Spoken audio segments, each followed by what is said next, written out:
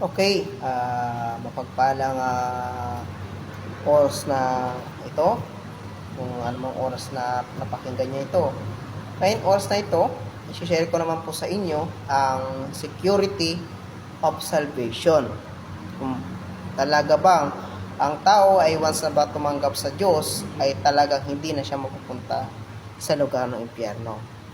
Ngayon, ang sabi po rito sa John chapter 1, verse 12, sasabi po rito, "But as many as receive Him, to them give He power to become the sons of God, even to them that believe on His name." Once ang isang tao po ay tinanggap niya sa kanyang puso ang Panginoong Jesucristo na tunay, ay siya po ay magiging anak na ng Diyos. At hindi na siya mapapahamak. Kasi anak na siya ng Diyos eh.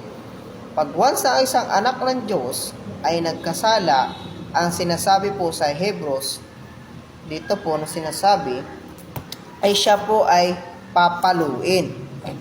Sabi po dito sa Hebrews chapter 12, verse 6 to 9. Sabi po rito, sapagkat pinaparusahan ng Diyos o ng Panginoon ang kanyang iniibig, tayo po yun na tumanggap sa kanyang anak na si Jesucristo. At inampas ang bawat tinatanggap ng anak. Ngayon, tinanggap mo si Jesus Christ at ikaw ngayon ay anak na ng Diyos. Ngayon, pag ikaw ay nagkasala, ay papaluin ka. At dahil dyan sabi dito, dahil sa ito ay parusa, kayo ay nagtitiis. Bakit? Upang tayo po ay matuto sa ating pagkakamali at pagkakasala. Dahil ayaw ng Diyos na tayo po ay magpatuloy sa paggawa ng kasalanan po natin.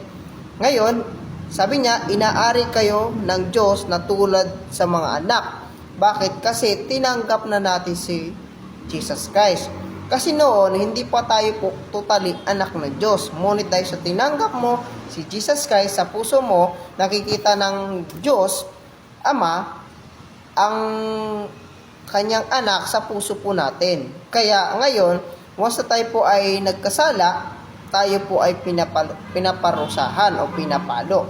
Sabi pa rito, sapagkat ang anak ng hindi pinaparusahan sa kanyang ama, ay sabi po rito, sapagkat aling ng anak na hindi pinaparusahan ng kanyang ama. Ngayon, diba?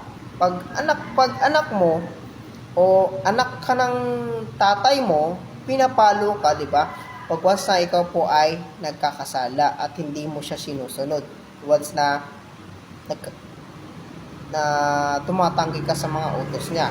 Ngayon, sabi po dito, datapat kung gagayoy, hindi pinaparusahan, ang sasabihan, pag ikaw ay hindi pinaparusahan, hindi ka nakakatanggap ng pagpapalo, excuse me po, ang sinasabi po rito na pawang naranasan ng lahat po, hanggang dito sa lupa po, pinaparusahan po tayo ng ating ama, ina, basta tayo po nagkakasala. Ngunit pag hindi na ginagawa ng isang ama at ina no, nasabi, kung kagayoy nga'y mga anak kayong ligaw. Ibig sabihin, hindi kayo talagang anak. Nagkiklaim lang kayo na anak ng Diyos, pero hindi pala.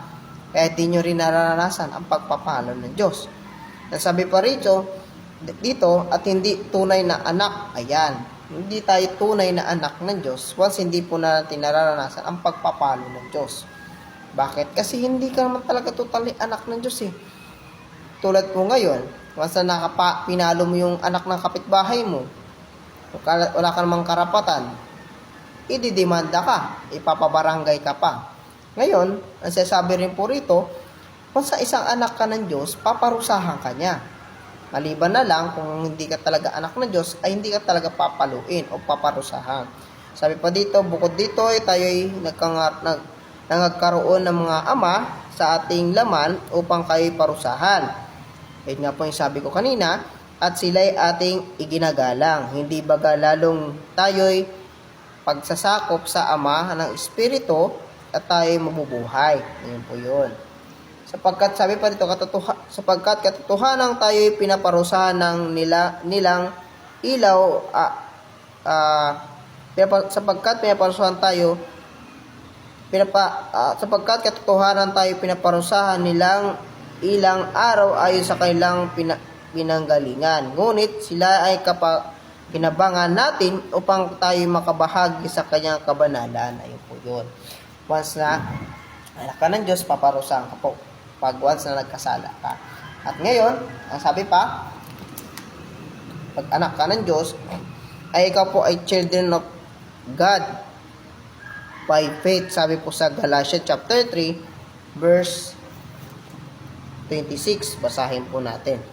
Galatians chapter 3, verse 26. As sabi po rito, sapagkat kayo lahat ay mga anak ng Diyos sa pamamagitan ng kanyang anak na Jesucristo na tinanggap po natin sa pamamagitan ng pananampalataya. Sa pamamagitan ng pananampalataya kay Jesucristo. Ayan po ang sinasabi.